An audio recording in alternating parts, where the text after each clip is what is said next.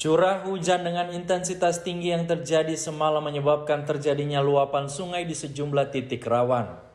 Pantauan TVRI di sejumlah aliran sungai di Kota Ambon, luapan air terjadi bersamaan dengan material sampah yang sengaja dibuang warga yang menghuni daerah aliran sungai. Material sampah ini terbawa air dan mengekor hingga di bibir pantai Batu Merah. Sampah yang tersumbat di aliran sungai ini menimbulkan pemandangan yang tidak elok, bahkan terkesan kumuh. Pasalnya material sampah yang tertancap di tiang-tiang kios pada aliran sungai ini merusak pemandangan sekitar, bahkan memberikan kesan yang kurang baik bagi Kota Ambon Manise. Iksan, salah satu warga yang ditemui TVRI, menyebut Kota Ambon memiliki rekam jejak sebagai Kota Ambon Manise dan nyaman bagi semua orang. Karenanya sudah menjadi tanggung jawab bersama untuk menjaga kota ini tetap asri, nyaman, dan harmoni.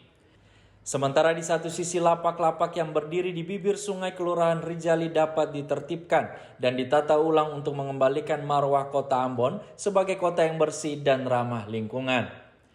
Abu Sahubawa, Samsudin Sanduan melaporkan.